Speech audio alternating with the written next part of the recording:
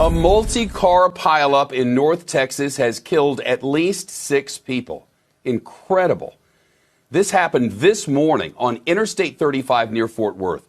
Officials say more than 100 cars and trucks were involved. Look at this. Crews working to remove the vehicles from the roadway even now. This cell phone video captured one of the crashes. You can see a big FedEx truck slam into a pile of cars here. Authorities say crews also transported dozens of others to hospitals. He is there now. Morgan, how did this happen?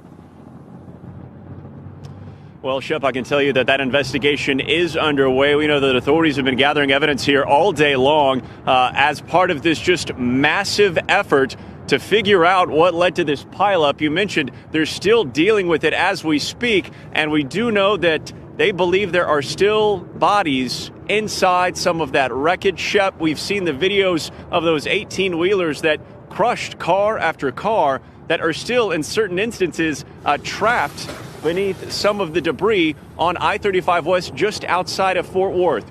Now, we do know that ICE was a contributing factor in this case. The initial accident happened around 6 a.m. Authorities were here within just a few minutes, and we learned that even after firefighters had arrived here and were tending to some of the people inside this accident, trapped inside their vehicles, there continued to be a chain reaction accident that stretched out for at least a mile on this part of the interstate and involved 130 total cars. By the time it was all said and done, 60 people were treated at nearby hospitals. 6 people have died, and we know several others are still in critical condition. I had a chance to speak to the Fort Worth fire chief on what it was like to try to break down this massive scene. Take a listen. We're still trying to clear the scene. There still is the possibility that we're going to find additional victims that we were unable to get to because of the conditions. And as of right now, they do believe this scene should be cleared up by tomorrow morning. One of the toughest aspects of this entire event is the fact that there are still family members here in this area waiting to hear from those who have been involved in this. And time is... Near the end of the chain reaction crash, a FedEx truck barrels down on the already mangled pile of vehicles, and David Trotter is in one of those vehicles. There was no lights. You couldn't see anything. He could hear the semi and knew he might be next. Honestly, just waiting for it to whack me too, you know, and it never did. Everything probably in 10 seconds, 15 seconds, but it felt like an eternity. No. An eternity that ended with his truck here. It's this gray F-150. The semi missed him by less than 2 feet. I don't think words can express how fortunate I am, how lucky I am. As the day goes along and just everything starts wearing off, I realize how much more, blessed I am. Alicia Stone, among the blessed too. I got hit probably 4 or 5 times from behind, just, from people just piling up. Her car so mangled she had to crawl out a shattered back window. Her husband, a MedStar employee, among the first responders who rushed to the scene. I think it's still just kind of processing. It just could have been way worse. It was worse for a growing number of victims. And while you may see this horrible crash in its entirety in national news coverage, we will not show it. We don't know the fate of the people, our North Texas neighbors, in the cars that the FedEx truck ran over. I was going to make national headlines, but in my headlines, my wife's home safe. Unfortunately, not everyone here can say the same. In Fort Worth, I'm Kevin Reese. Hey there, Cynthia. It's been a busy day back here at JPS Hospital. I'm told many of the victims involved in that crash off I-35 were brought back here for treatment. Here's what we know right now. Emergency workers are telling us they used a rotator system today. That means transporting crash victims to several hospitals in the surrounding area. They say this is part of a plan for multiple casualty emergencies, so not to overwhelm any one emergency room. Now here at JPS Hospital Fort Worth, staff is telling me patient-wise, 21 vehicle crash victims were brought here so far, though workers aren't sure exactly in which accidents those patients were involved. Of the 21 injured, hospital staff says There are 4 who are listed in critical condition. The rest are listed as stable. Now, we know many hospitals across North Texas are already overwhelmed with COVID-19 cases right now, some with limited ICU bed space. And workers with MedStar say that was indeed an initial concern as crews were responding to the mass crash site. Multiple pileups today, including one involving at least 100 vehicles in Fort Worth, Texas. At least 6 people are dead. CBS's Omar Villafranca is at the scene. These trucks lost control after overnight sleet turned the highway into a sheet of ice. The crash sent vehicles and debris flying through the air. By daylight, the highway was a mangled mess of crumpled cars stretching over a mile.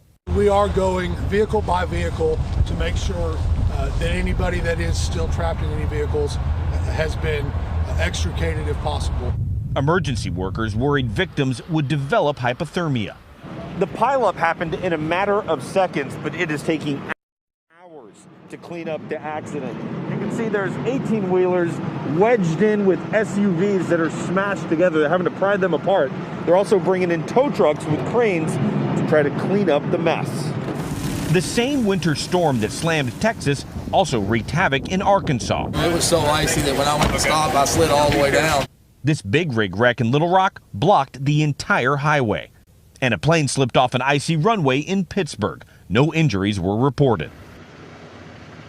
The accident happened on this toll road behind me. And the toll road operator tells me they started pre-treating the road on Tuesday. Police arriving to the accident said they noticed some of the people in the cars were wearing medical scrubs. Nora, turns out they were frontline healthcare workers just getting off their shift. Oh my goodness. Omar Villafranca, thank you. Oh my God. Oh shit. Cabrón. Híjola.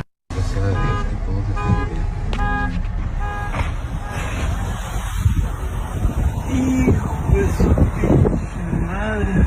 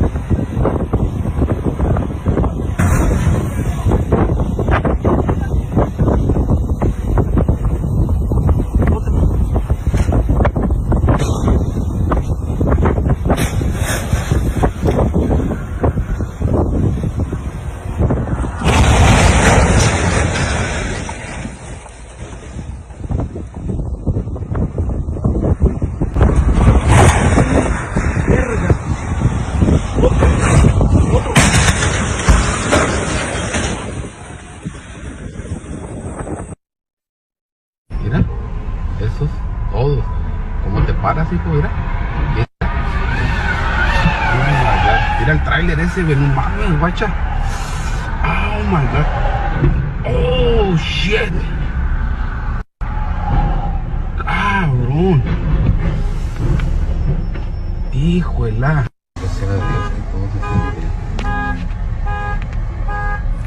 We have multiple people that are out on the road.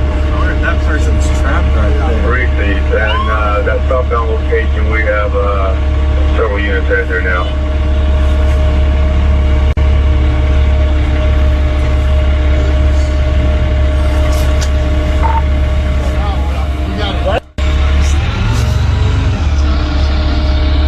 That's from the other side.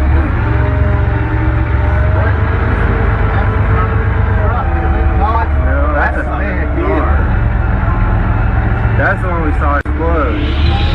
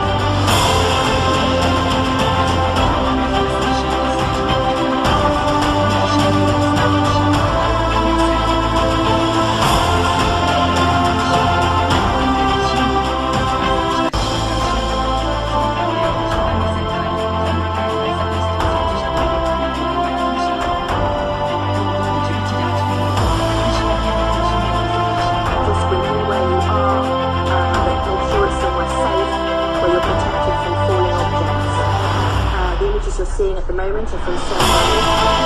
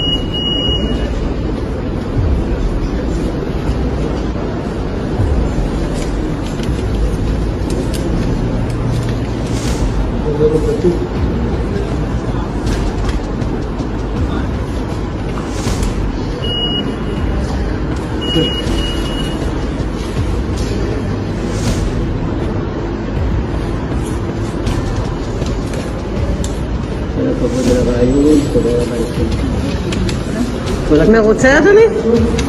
מרוצה שנפתח? מרוצה שנפתח? מרוצה? בטח שאני מרוצה. סוף כל סוף אפשר, התחסנו ועשינו, ואני מקווה מאוד מאוד שכל עם ישראל...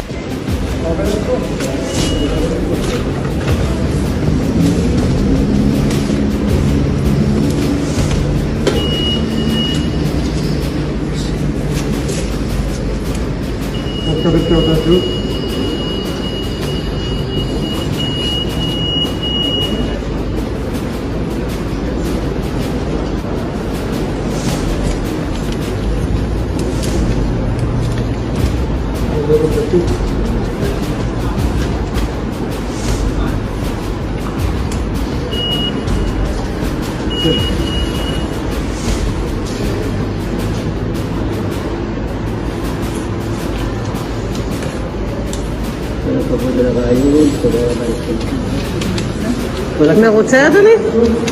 מרוצה שנפתח? מרוצה שנפתח? מרוצה?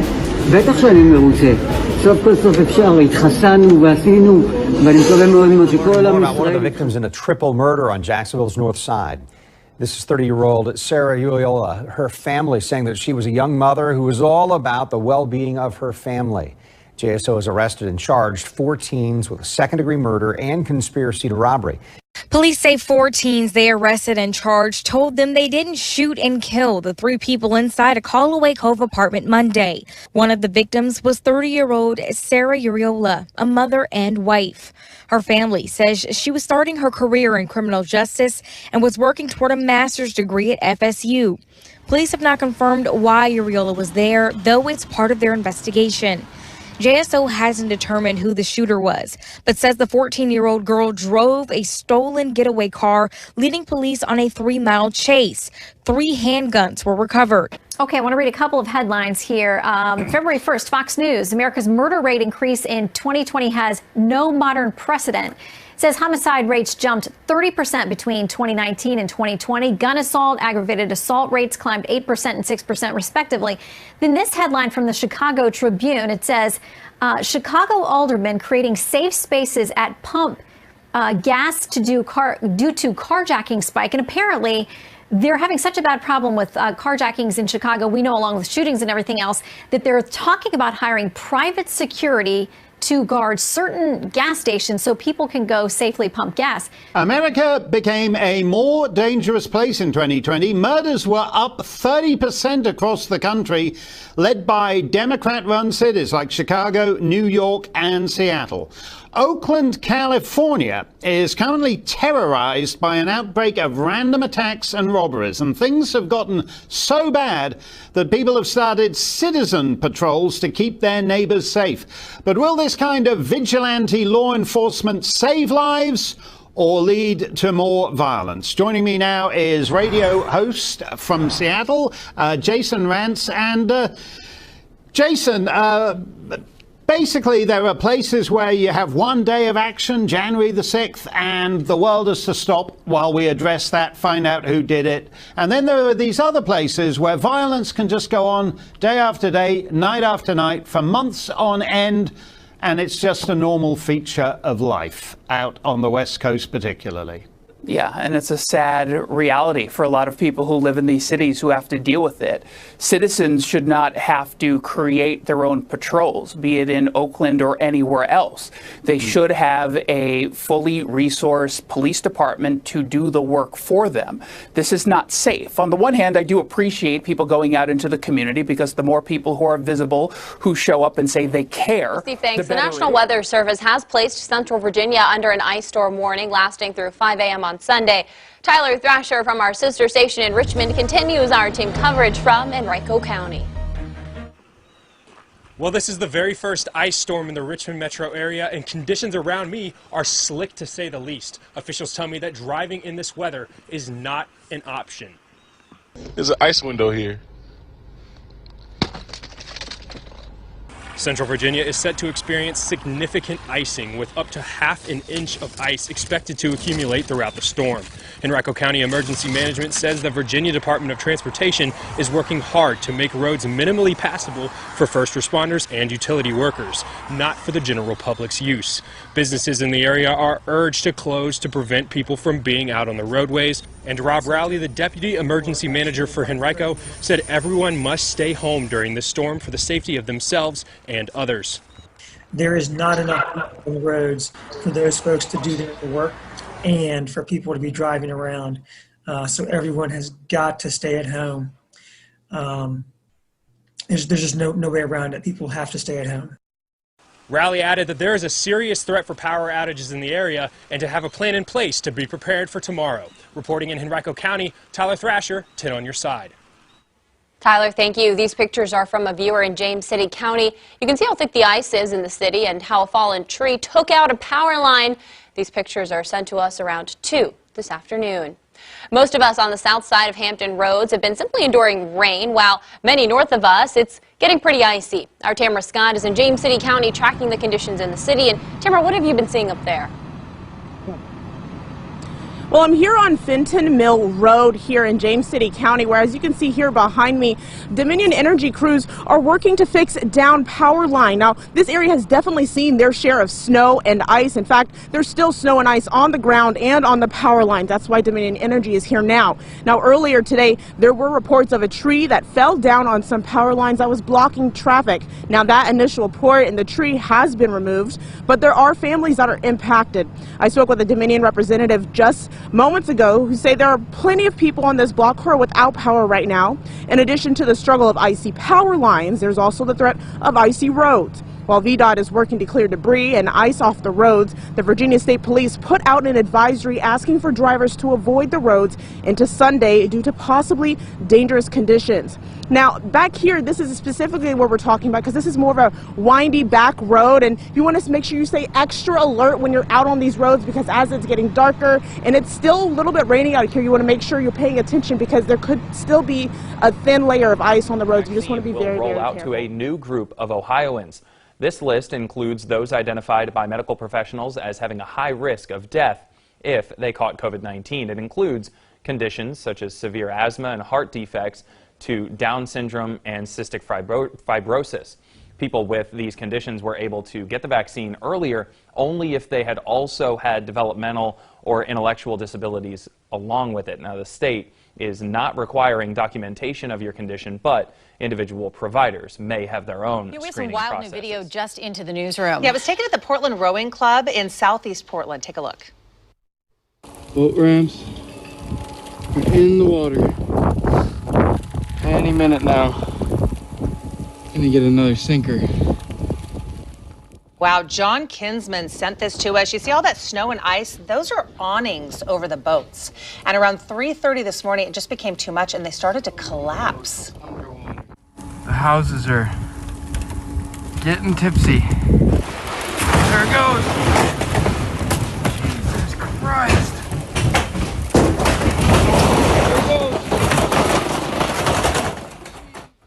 Okay, my heart just stopped watching this. John Kinsman, who took this video, actually joins us by phone now. John, good morning. John, are you there? I am. Wow. What time did you take this can you video? hear me? Yes, we can. Can you hear us? I can, yeah. What time did this happen? So I actually live with my dad. Just you can see the house just over to the left of this video. He woke me up just about 3 a.m. And I woke up and the house was slanted almost in the water on the edge. So we got up, started packing up in a hotel now. And just as I was walking up the bridge to get out of there, I see all these things starting to tip, and then, what do you know? They start cracking and then kind of falling in, and underneath those is just dozens of boats. So they're all, I'm assuming, just in the water, just sunk right now. Yeah, that was going to be my question, stuff. John. I was going to say, so for people who don't know what they're looking at, all of those things that are slanted that we're looking at in the video right now, there are boats under all of that space that are now, who knows what kind of condition they're in. Crazy stuff. Yeah, I mean, hundreds of thousands of dollars in damage right there. It's luckily, go ahead. Just last week we pulled our boat out of there, so we're in the clear. Wow. This is remarkable because, it's one thing to see one of these awnings in the water, but when you see several, how many awnings would you say are impacted by this? And also, John, we've seen some houses, as you just mentioned, listing a bit. How many houses are in danger right now? Did you get a chance to check that out? Yeah, I would say there's probably 15, 20 docks right there. And we left about an hour ago, but by now I'm pretty sure they're all collapsed. Almost all of them are already collapsed in that video, but definitely our house when we left was one of the corners was starting to go in the water, so it was pretty scary. Oh my gosh. I'm pretty sure the floating homes are pretty safe. They're chained down to a pylon. Hi, meteorologist CJ Del Santa with an update on the kind of messy weather on the way for night into Sunday morning. We now have a winter weather advisory in effect for Washington or South County in Rhode Island, Newport County and southern Bristol County in Massachusetts. We are looking at a winter weather advisory. Now we are expecting to see a round of snow, sleet, and freezing rain to develop as we go through the evening hours, especially later in the evening, and we're likely going to be finding some slick spots. And not just those areas in purple, even inland areas where it'll likely stay mostly snow, could be finding some slick spots overnight. Okay, let's take a look at the hour-by-hour forecast. 8 o'clock, we're beginning to see some of the icy precipitation work in. Notice we've got a period of snow turning over to some pink, which is a little sleet and freezing rain in there. That continues into the overnight, mostly ending by dawn, but keep in mind all the moisture already on the roadway, so we're likely looking at some slick spots even first thing on Sunday morning. Most of Sunday will likely end up dry and might even see a little glimmer of sunshine as we head into the early evening. So your forecast for tonight, we are looking at that snow to transition over to some sleet and freezing rain. Best chance for any sleet or freezing rain where that winter weather advisory is in place toward the south coast. Otherwise, just some snow showers through the night and into your Sunday morning. Again, Sundays mostly dry after the light wintry mix comes to an end. How are we looking for the rest of the week? We'll have the update on that coming up. Announced earlier this month that people with certain underlying conditions would be eligible for the vaccine come February 15th. But with supply already not meeting demand, there are a lot of questions as to how this is all going to work. This afternoon, Erie County provided a little bit of clarity. 2 on Your Side's Jackie Roberts explains. Claudine, according to a new plan outlined by the Erie County Department of Health, hospitals will play a key role in getting people with comorbidities vaccinated. A release from the Department of Health says New York State will provide them with a limited weekly allocation to cover Erie County residents who are eligible for the vaccine based on having one of the qualifying medical conditions. As a reminder, here's the full list from the state. It covers a wide range of conditions like cancer to pulmonary disease and obesity. The Erie County Department of Health now plans to distribute next week's vaccine allocation for this group to hospitals. The release says hospitals will then evaluate their patients and vaccinate those who are most at risk due to one or more comorbidities. In a tweet, Erie County Executive Mark Poloncarz said the decision came after consultation with local infectious disease experts and medical professionals. And in response to our questions, a spokesperson with the Department of Health says at this point, they don't have a list of the Erie County hospitals participating, as they don't know what their allotment total will be yet. And at the Erie County points of distribution clinics, they're still working through appointments that were canceled back in January due to lack of supply. Jackie Roberts, they say Channel they'll have 2 several News. guardsmen positioned at different locations across the state today through the 13th, helping those who find themselves stranded during the expected weather.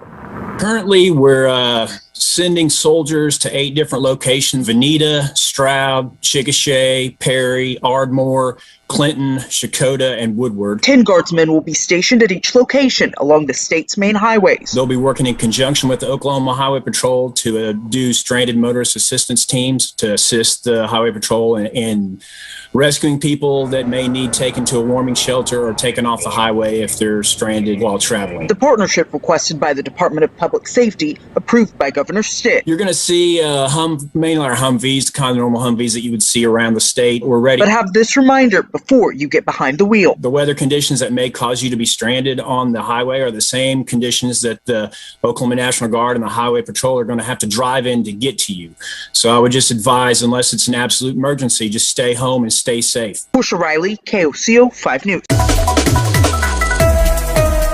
Catastrophic ice storm in the mid and north Willamette Valley today, like we haven't seen in at least 50 years. That's right. PGE alone has more than 240,000 customers without power. We have Elizabeth Latanner with PGE on the line with us now. Obviously a very busy morning, Elizabeth. Crews are working around the clock, and I know you're telling people to be patient, but can you just kind of frame this for us? Give us perspective of just how far-reaching this is. Sure. I mean, you said it's about 240,000 customers. It's all across our service area in Multnomah, Clackamas, Marion, Yamhill, Polk, Washington County. And this is a historic ice storm. And we've seen many, many outages because of that buildup on tree limbs, and those tree limbs fall on power lines or otherwise impact electrical equipment.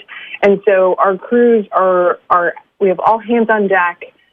Folks are out in the field working to restore as quickly as safety allows. But given sort of the historic nature of this ice storm and the number of individual outages, we really are asking for patience at this time because it's going to take some time. You know, I was hoping that, Elizabeth, that you could put this in perspective from a statewide perspective. I know your service area only covers a certain area. Pacific Power also reporting a lot of outages. But when you say a customer, you're talking about a home or a business. Is there an average number of people per customer that you work with? I mean, is it 3, 4? I don't have that kind of statistic in front of me, but I will say we know this is impacting, like I said, hundreds of thousands of businesses and families, and we recognize that the weather conditions are challenging this weekend, and we want to make sure our customers remain safe and warm. So there's nothing more important to us right now than quickly and safely restoring power, and our crews will work around the clock to make that happen. Understood, and I appreciate that. There's a question you probably, I didn't have the answer for right off the top of your head, but the numbers are really remarkable. You're talking about 250,000 customers, and if you've got maybe 3 people in a house, that's maybe 750,000. 4 million people in the state. It could be that a quarter of the state of Oregon is without power at this hour, which is really, really remarkable. Elizabeth, I know something probably everyone wants to know is a timeline, and I'm sure it's hard to give a concrete answer to that, but what are you thinking at this point? Well, right now we're asking customers to be prepared to be without power through the weekend, just given the number of outages and sort of the extent of the damage and kind of the ability of our crews to get everywhere to make all those restorations. It's Valentine's weekend, and hot spots like South Beach are likely going to see more tourists who are taking advantage of the long weekend.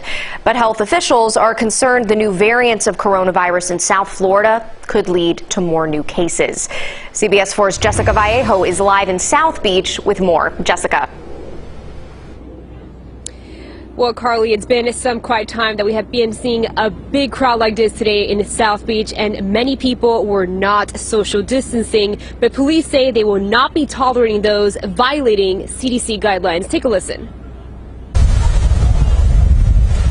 Miami Beach is packed with tourists soaking up the sun, but not much social distancing. And restaurants on Ocean Drive are busy with people already celebrating Valentine's Day and President's Day. What we are is prepared. Miami Beach is a special event destination year-round, but we've been going through COVID for quite some time. There's been a lot of lessening of the restrictions. And what we are seeing now is more and more folks coming into Miami Beach. Many of those, though, are not following the guidelines and the measures that are still in place. Miami Beach Police Department Public Information Officer Ernesto Rodriguez says they have a larger police presence throughout Miami Beach who will be enforcing those CDC guidelines. And the objective is not to make arrests. If arrests are necessary, we will, and we have adequate staffing to do so. But our main priority, safety. Dr. Eileen Marty, an infectious disease specialist, warning those out and about that we are still very much in the midst of the pandemic. And a reminder that the new variants in the U.S. are more contagious. Recognizing that that is a problem because these variants tend to take over is quite serious. And in South Florida, in Florida, we have one of the highest detection rates for the UK variant right now. Now, here are some tips if you're going out to eat for the holiday weekend. Dr. Marty advises not only to social distance and wear a mask, but to make sure there is no leakage areas from your mask. Many people's masks have leakage areas, and we really want to reduce that. And so if when people are in restaurants, if the restaurants themselves do their best to make sure that the spaces where people are well ventilated and that their employees are following the guidelines to the max, then. And again, just a reminder for everyone to continue wearing a mask and social distancing. Police say they will be giving out citations to those violating these orders. We're live in Miami Beach. Just Parents, kids, listen to me. This is an important reminder as the temperatures continue to drop. We are seeing the ice develop on big lakes here in Oklahoma. This is Lake Arcadia up in Edmond, and you can see the ice. The problem is the ice is not thick enough to support your weight, especially as you get out toward the middle. You can see where the water meets the ice. Well, that ice is not very thick. Here near the edge, you might be able to stand on it. The further you go out, the bigger trouble you have. And the Oklahoma City Fire Department is clear about this. Stay away from it. Don't get out on it. I mean, it's dangerous. There's nothing good that will occur by going out on that ice. This is the most dangerous thing they, as first responders, will ever deal with. Moving water just adds to the complexity. You get a current of water under ice, and you may not be able to be rescued. Here's the problem. The ice needs to be 4 inches thick in order for it to be safe to walk on. This is ice right near the shore, and it's only 1.5 inches thick. That is extremely dangerous. You have to have an average temperature of 17 degrees to get that ice to grow 1 inch thick. It has not been cold enough yet to get there. Please listen to the experts' advice and stay safe. At Lake Arcadia, field meteorologist Michael Armstrong, KOCO 5 News. No mask wearing incident inside a Chicago gym. It got real ugly, real fast. If you had just kept your mouth shut and not played games, I'd be walking out and you'd be minding your own business. But Tonight, the man who pushed and then jabbed his finger into another man's chest is charged. CBS 2's Stephen Graves joins us live. Stephen, this all started with a request to put on a mask. Hey, Jim, yeah, that's right. I talked to this trainer who says he asked this customer to first wear a mask and then to wear it properly. Well, things continued and turned into this. Walk away. Then I'll push you away. This video filmed by Anytime Fitness goers last Thursday in Edgewater is just a snippet, roughly 5 minutes of a confrontation that lasted hours. If you had just kept your mouth shut and not played games, I'd be walking out. A man angry over a trainer's mask enforcement hurls pushes and more expletives. It's a joke. You're ruining my country. The guy at the receiving end of all of this with his hands up, Adrian Aguilar. Hands up, knowing that that would send him the signal, I don't want to hurt you, I don't want to fight you, I don't want to come close to you. Aguilar says this argument came after 2 prior attempts to get the man to wear a mask. We're very strict about mask protocol. And are signs posted places? Oh yeah, everywhere. Later in the video, the man police have identified as Anthony Myers claims he was wearing one when he needed to. It was on when I was working out. It's down because everyone here is. Aguilar, the only staff member on hand at the time, says he and Myers called police, but officers arrested Myers after seeing the footage. This video has since been seen by thousands on social media. Everyone's saying, I would have fought him. I hope that this is a good example to show that you don't have to, and violence is not the answer. Myers, who's 30 years old, does face misdemeanors of trespassing and battery. We are still working to contact him to get his side of the story here. Meanwhile, the gym does say he is not allowed back. Reporting, I'm Stephen Graves, CBS 2 News. Jim? Stephen, thanks, Brian. And icy weather is blamed for power outages throughout the state, including north of the I-85 corridor. At one point, there were as many as 14,000 homes and buildings without power between Henderson, Oxford, and Roxborough. At last check, the number of outages was down to 10,000. Statewide, there have been more than 100,000 power investigation outages. Into a Watertown nursing home where there have been hundreds of calls to 911. Reports from first responders alleging neglect and possible abuse have now been sent to the district attorney. Sources tell Chief I-Team investigator Cheryl Fiandaca that a criminal investigation is now underway. I'm sorry I get all emotional. Looking at these photos of Jean Donnelly's face brought tears to her daughter's eyes. It was horrific. She had a huge gash on her forehead, like a golf ball, and her whole face was bruised. It happened in March. Jean has dementia and was living at Vero Health and Rehab of Watertown. I saw my mom. I said, call the police and call ambulance right now. When the police got there, that's when a nurse came in and said she has a history of hitting herself. And that's not a history that my mother has. Police, concerned about possible elder abuse, forwarded Jean's case to the state and the Middlesex County District Attorney. The state has to step up. People have to be responsible. You're taking care of our parents. Sources say prosecutors are now investigating Jean's case and several others. The I-Team has learned between 2019 and 2020 there were 272 calls to 911 from the home, some made by the residents themselves. And the reports of those alleged incidents obtained by the I-Team reveal a troubling history 59 Coolidge Hill Road, Vero Health. That includes firefighters finding an injured resident alone, lying on the floor, asking for help. When asked why no one was helping him, the woman in charge laughed. Unresponsive party, not breathing. And after getting a call about a patient's ventilator not working correctly, firefighters found none of the electrical outlets were working in the room. And just recently, first responders called for a patient having difficulty breathing, saw staff members performing CPR on the man who police believed had been deceased for several hours. We're at a bad state and time for people living in nursing homes. Attorney David Hoey practices nursing home law. He says with the state halting annual inspections of nursing homes during COVID, there's very little oversight.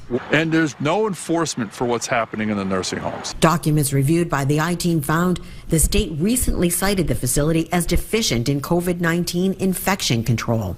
And Medicare surveys called the overall quality of care below average. It was the worst thing we did, was put her there. Mom, what are you doing?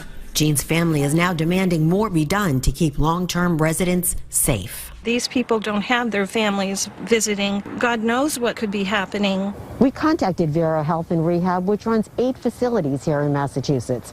A spokesperson told us it does not comment on operations or facilities. Cheryl Chicago's Howard Brown Health set out on a mass vaccination campaign today, getting shots to more than 2,000 people at 5 sites across the city. CBS 2's Marissa Parra tells us it's part of a strong message that vaccine distribution should be fair to all.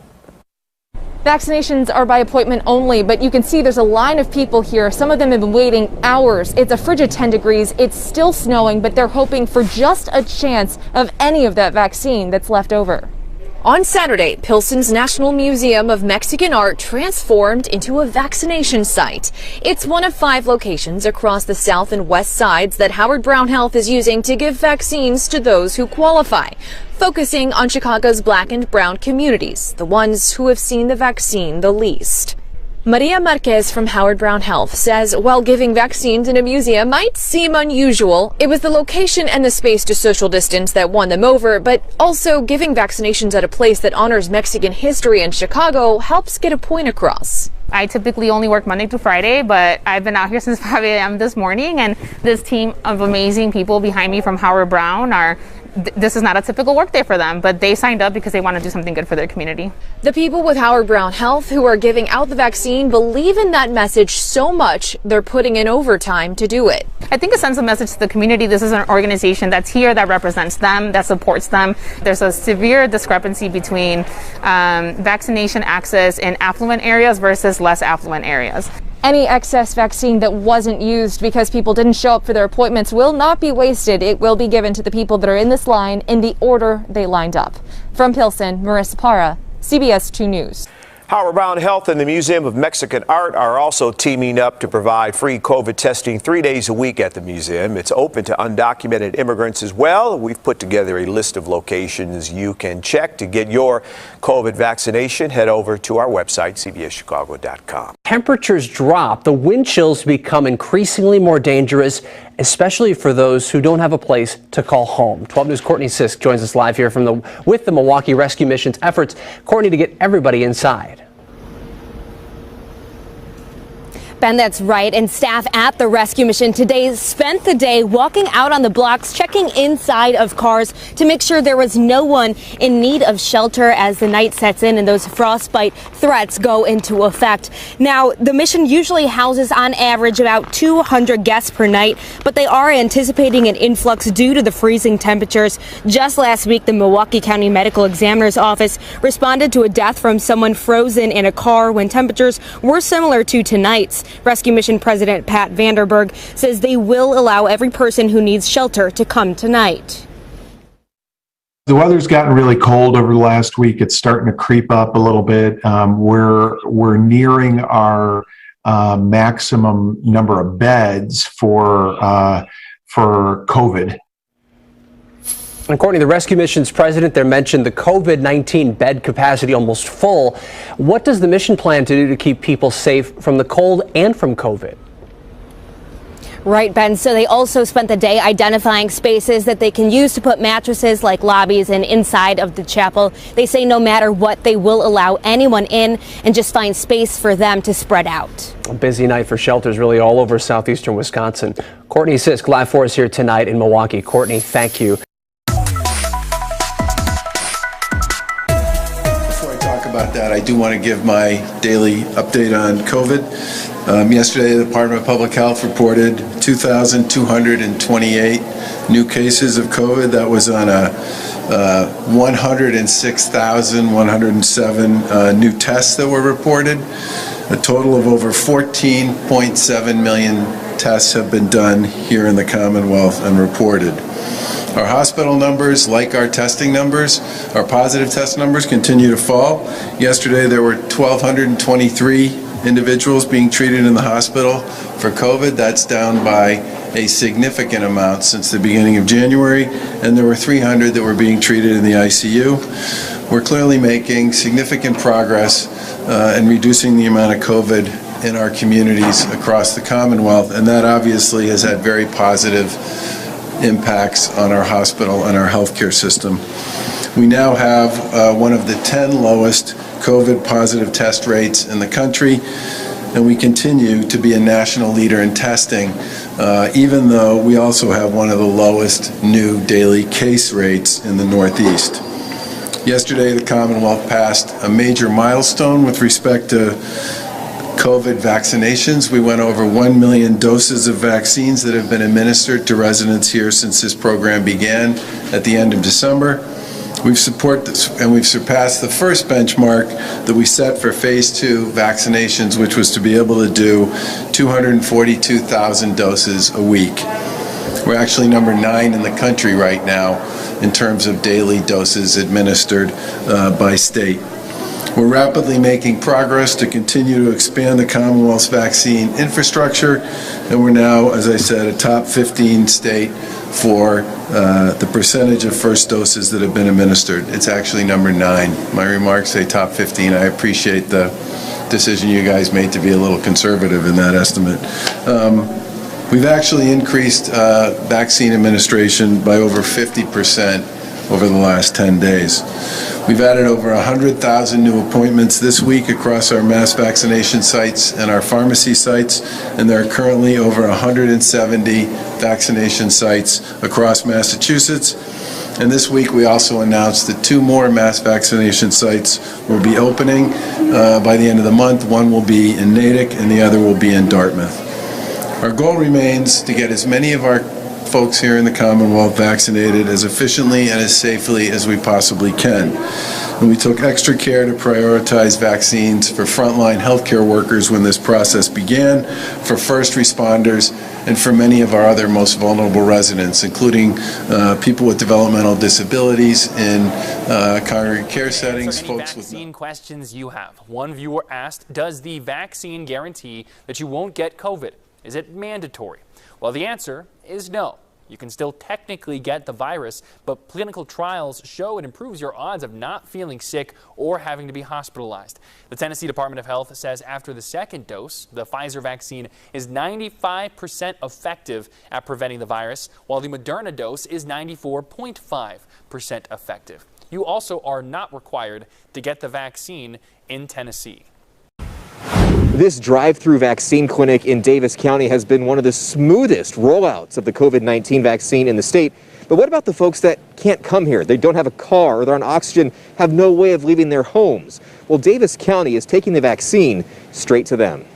That picture was taken the day before I was to fly to Korea. Air Force veteran Gerald Ibsen has lots of stories to share. I was a CFC gunner on a B-29. This lifelong Utahn spent 4 years serving the country. From there, we flew all over the world. He's seen a lot, but this pandemic... I never thought I'd see anything like it. I never hope to never have to have another deal like it. ...is unlike anything he's seen, experienced, or felt in his 88 years. I do have grandkids, but they've been staying away from me as much as they can. It makes it kind of lonely being here in the house, nobody coming in. When Gerald opened the door Saturday, hi there. He opened the door to the way life used to be. We are here to give you your vaccination. Come on in. A team of 2 from the Davis County Health Department. Oh, they've kept you safe, huh? Yep. Gave Gerald his vaccine right in his living room. Very comforting to know that they're around. It's a program the County Health Department is offering to residents with the highest risk of a serious COVID infection. It's really a blessing that you can go in their homes and just give them the shots, because they have become so lonely. Senior citizens who can't easily leave their homes. But when you see someone on their own turf, you have a whole different picture, an idea of what that person needs. The county hopes this will allow staff to connect seniors with more assistance. And what other services or supports can we get for you to keep you safe and independent? This day represents a new beginning for Gerald. And I'm sure that everybody is as tired of it as I am. A shot in the arm that will soon allow him to see his loved ones. I miss being around people. And maybe even have a night out to enjoy his favorite meal. Go out to a steakhouse. Davis County plans to continue this program when the vaccine is made available to those who are younger than 70 years old. They ask anybody who may need the service to give them a call to be put on the list. We'll have that number for you on our website. In Davis County, John Franke, Fox 13 News. The Maryland State Highway Administration is working to keep the roads safe. Now, because the storms are happening so close together this year, there's residual treatment on the roads already. Officials say they're watching for accumulation, and crews are on standby. It's recommended you stay off the roads if you don't need to be out. But if you do need to go out, there are a few things you can do to help the crews out.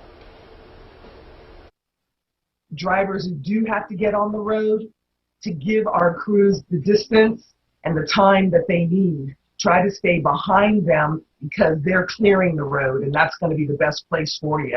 And we'd like to give it 3 to 5 car lengths if possible.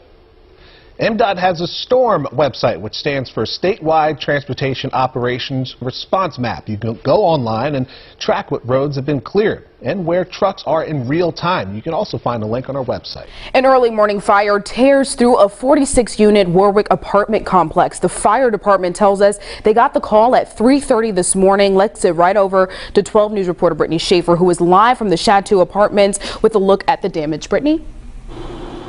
Well, Chelsea, Warwick Fire tells us they arrived to heavy fire coming from the basement. And tonight, little damage can be seen from the outside here, but caution tape is blocking the entrance. 60 people out of a home after this 2-alarm fire rips through a Warwick apartment building. Luckily, Warwick Fire says all residents made it out safely, and the American Red Cross is stepping in to help. Today, we've assisted 49 adults, 11 children. We have about 27 rooms that we've established at the Crown Plaza. Typically, we would set up a regular shelter, but we won't do that in the COVID environment. Warwick fire crews were on scene for over 3 hours. 2 firefighters were injured while trying to put out the flames, but are doing okay. One person who lives in the building tells us off camera the fire started in the basement and spread onto the first floor. They say the second and third floors were not damaged. Susan Roberts is the executive director of the Red Cross Rhode Island chapter. She tells me they are helping with shelter, food, clothes, mental health, medicine, and more. Our disaster responders are the first ones there on site to make sure that they have blankets wrapped around them, make sure that they're comforted. It's been extremely busy the last few months. A lot of people are using alternative heating right now because it's a really cold time. So just be very cautious about how you use those devices and know that it actually could put you at risk or somebody else at risk. And Warwick Fire tells us residents were allowed back in the building later today to get some items. The cause of this fire still under investigation. Live in Warwick, I'm Brittany Schaefer, Thank you, 12 Jennifer. News. Austin Energy, a greater Texas topography, is facing generational weather challenge to include rain, wind, sleet, freezing rain, cold, and snow. The weather pattern is predicted to linger well into next week with repeated iterations of day-to-day changing severeness of weather. As you well know, Austin Energy has experienced outages that started Thursday at about 10 a.m. and we have a forward forecast that calls for even worse weather to include several inches of snow in the coming days. I'm here in part to reassure you that Austin Energy is working around the clock to address this extraordinary and evolving situation. Let me reassure you that Austin Energy staff, to include operations personnel, line workers, vegetation management, substation electrician, customer service personnel, and many others are working tirelessly around the clock to, 1, restore electric service as fast and safely as possible. We're also working to communicate the status and provide updates as fast as accurately as possible.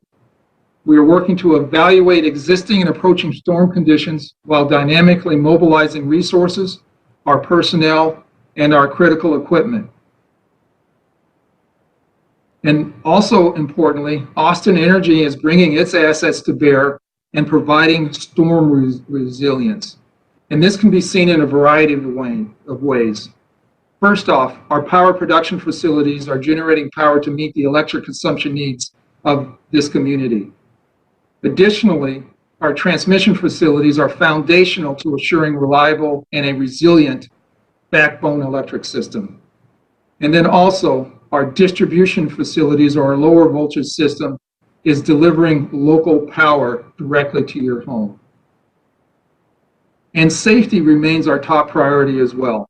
We do have instances of down power lines and electric lines, down power poles as well. It's important that the public refrain from touching or encroaching upon these down hazards, and we are doing all we can to remove them as fast and promptly as possible. Let's take a look at situational awareness. And these are unique challenges that we have in relation to the storm event. We have freezing temperatures, icing conditions on vegetation, and infrastructure that continues to impede our restoration efforts. Additionally, there are instances when the wind picks up, breaking and bending heavily iced tree limbs, and in turn, these limbs are contacting power lines, and causing sustained, repeated, and additional outage. Today, the Burr Hill Vernon Township Fire Department distributed COVID-19 vaccines. Around 200 doses of the Moderna vaccine were given out to people in Phase 1B. Those 65 and older and anyone with qualifying health conditions were able to register ahead of time in order to get the vaccine. The fire chief says he's aware many have faced difficulties getting the vaccine. We knew when this started that the demand for the vaccine was going to well outweigh the availability of the vaccine, but we're working as hard as we can along with all the health departments in the area to attempt to get the vaccine out as soon as we get it. Snyder is asking those wanting the vaccine to be patient as they continue their efforts to get them out to the public. Maryland's vaccination rate is slowly inching up. At this point, about 10% of the state's population has gotten one dose of the vaccine. That's just above 625,000 people. I feel great. I don't feel any pain or anything at all. Another 231,000 has gotten 2 doses, and that means they're now fully vaccinated. But those efforts hit a snag on Saturday. The site at Six Flags America in Prince George's County had to close early because of bad weather. In Baltimore City, the convention center was up and running, administering doses for the first time on a Saturday. And M&T Bank Stadium is set to go online later this month, where the problems remain. Low supply, high demand. I think the federal government has a major role to play here, but these are the folks that are on the ground dealing with it every single solitary day. And they see the pain and they see the successes when they occur. And what I really want to know about is what should the recovery plan, should we have more or less of anything in it? Friday, Governor Larry Hogan was among a bipartisan group of lawmakers who visited the White House to discuss a way out of the pandemic. In a statement, the governor said, "I greatly appreciate the opportunity to be one of the first governors to meet with President Biden and Vice President Harris as we work together to end this horrific pandemic." Earlier this week, we spoke with Ed Levine in Baltimore County. He'd been searching for a vaccine for days. He now has an appointment with his wife for Monday. You don't want to give it to your family members. You want to see your family. If you're outside getting your mail and a neighbor comes by, you're afraid to get close. You know, you have your mask. There's a lot of fear involved, at least for me.